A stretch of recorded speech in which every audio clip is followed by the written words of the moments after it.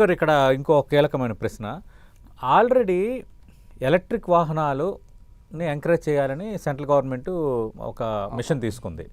ఈ ఎలక్ట్రిక్ వాహనాలు ఎవరైతే కొనుగోలు చేస్తున్నారో, మీరు కానీ నేను కానీ ఎవరైనా కొనుగోలు చేస్తున్నారో వాళ్ళకి రిజిస్ట్రేషన్ ఛార్జ్ లేదు, ఇవ్వాల్సిన సౌకర్యాలు కొన్ని ఇస్తున్నారు, కొన్ని సబ్సిడీలు కూడా ఇస్తున్నారు కొన్ని చోట్ల. ఎందుకు ఇస్తున్నారు?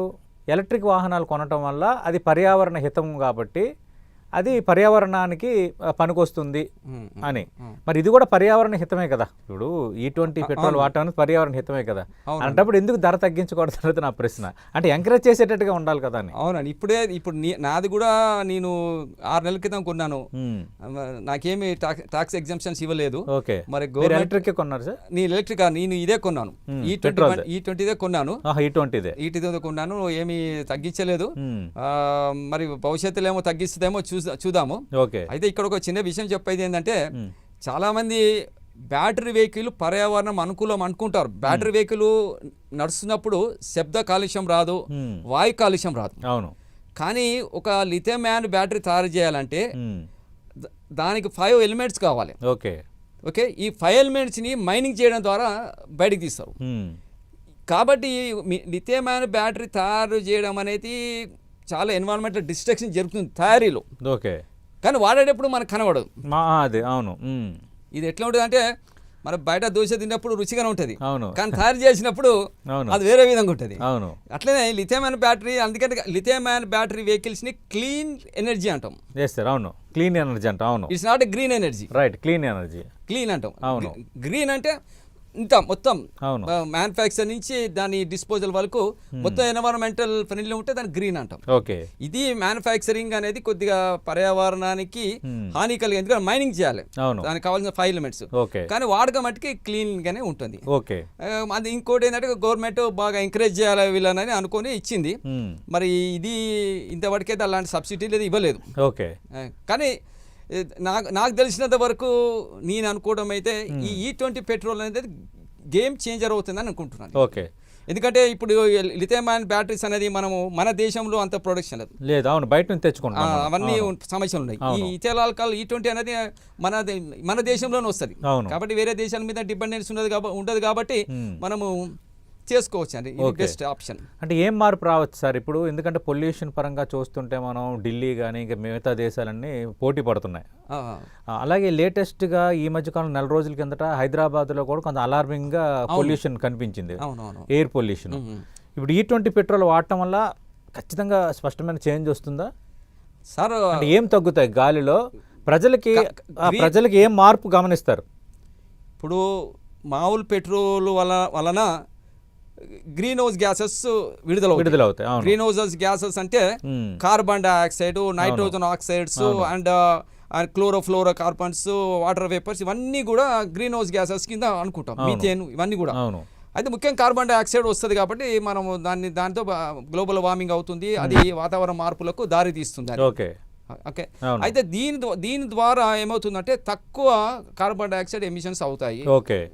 అంతే. కానీ పూర్తిగా మన స్వచ్ఛ భారత్ అంటే క్లీన్ ఎయిర్ అయితే రాదు. 100% క్లీన్ ఎయిర్ అయితే కొంత మార్పు ఉంటుంది, కొద్దిగా మార్పు వస్తుంది, తగ్గుతుంది.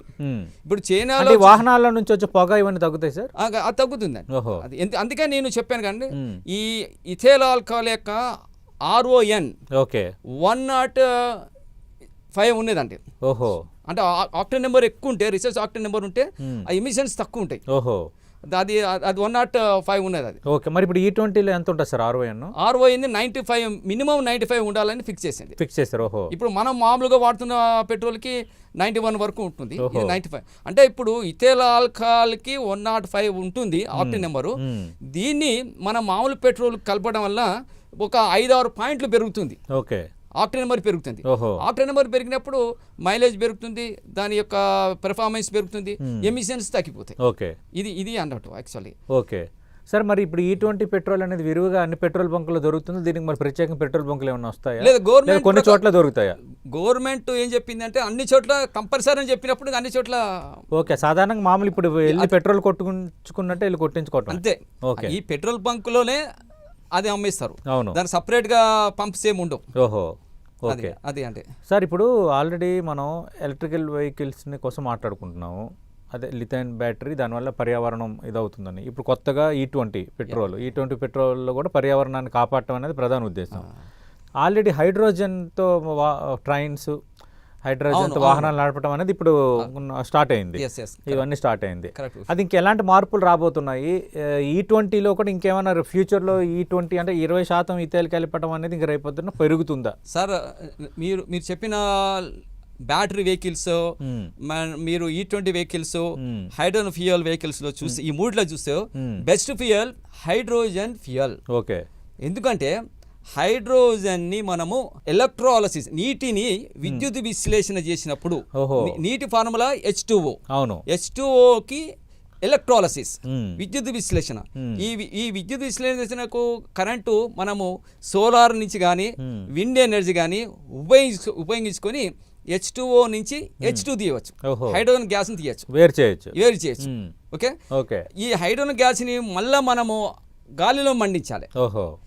దాన్ని కంబషన్ అంటాం. మండించినప్పుడు మళ్ళీ ఏం బయటకు వస్తుంది? వాటర్ బయటకు వస్తుంది. వాటర్ ఇప్పుడు H2O నుంచి H2 వచ్చింది. H2ని మళ్ళీ బర్న్ చేయాలంటే ఆక్సిజన్ కావాలి. బర్న్ చేసినప్పుడు మళ్ళీ ఏమొస్తుంది? వాటర్ వస్తుంది. కాబట్టి ఇక్కడ వాటర్ అనేది మనకు ప్లెంటీ ఆఫ్ వాటర్ ఉన్నది. భూమి మీద 4 వంతులలో 3 వంతులు వాటర్ ఉండేది మనకు. కాబట్టి ఆ వాటర్ ని మనం ఎలక్ట్రాలసిస్ చేసుకుంటే హైడ్రోజన్ వస్తుంది. దీన్ని గ్రీన్ ఎనర్జీ అనాలి. అందుకే దాన్ని ఏమంటాం అంటే గ్రీన్ హైడ్రోజన్ అంటాం. గ్రీన్ హైడ్రోజన్ అంటాం. ఇది 100% ఎన్వైరన్మెంట్ ఫ్రెండ్లీ. అంటే ఫ్యూచర్ దీని మీద పరిశోధన జరుగుతుంది. ప్రభుత్వం కూడా దీని మీద చాలా సీరియస్గా ఉన్నది. ఫ్యూచర్లో ఇది తప్పకుండా వస్తుందని చెప్పి భావిస్తున్నాం. అయితే ఇప్పుడు ఈ హైడ్రోజన్ ఫ్యూయల్ సెల్స్ అనేది ఇంతకుముందే మన అమెరికన్స్ వాడారు. అపోలో స్పేస్ ప్రోగ్రామ్ లో హైడ్రోజన్ ఫ్యూయల్ సెల్ ని వాడారు. అపోలో స్పేస్ ప్రోగ్రామ్ లో అప్పుడు సక్సెస్ అయినాయి. ఈ టాటా కంపెనీ వాళ్ళు కూడా ఈ బస్సులను ఈ హైడ్రోజన్ ఫ్యూయల్ సెల్ తోటి నడిపిస్తున్నారు. ప్రస్తుతం ఈ గ్రీన్ హైడ్రోజన్ మీద కూడా చాలా సీరియస్. రైల్వే శాఖ కూడా కొన్ని ట్రైన్ కూడా నడిపింది. అంటే మనం ఒకటే కాకుండా మల్టిపుల్ డైరెక్షన్స్ లో గవర్నమెంట్ పోతుంది. ఎందుకంటే ఇప్పుడు మన 2026 లో మన మోడీ గారు ఏం చెప్పారంటే 2030 కల్లా సంవత్సరం కల్లా మన ఉద్గారాలను 50% తగ్గించుకుంటామని చెప్పారు. 2070 కల్లా 0 చేస్తామని చెప్పారు టార్గెట్. ఇందులో భాగంగా మనము రకరకాలైనటువంటి దారులు చూస్తున్నాం. సోలార్ ఎనర్జీని, ఇంట్లో సోలార్ ఎనర్జీని ఎంకరేజ్ చేస్తున్నాము. లిథియం అయాన్ బ్యాటరీని ఎంకరేజ్ చేస్తున్నాము. మళ్ళీ మీరు చెప్పినట్టుగా హైడ్రోజన్ వెహికల్, E20 వెహికల్, రకరకాల ఆప్షన్స్ చూస్తున్నాం. కంపల్సరిగా ఈ మనం ఒక మంచి గ్రీన్ ఎనర్జీ గోల్ వైపుకి మనం బాగా ఆలోచిస్తే పరిశోధన చేసి అటువైపు వెళ్తున్నాం. మనం దీన్ని స్వాగతించాలి మనం.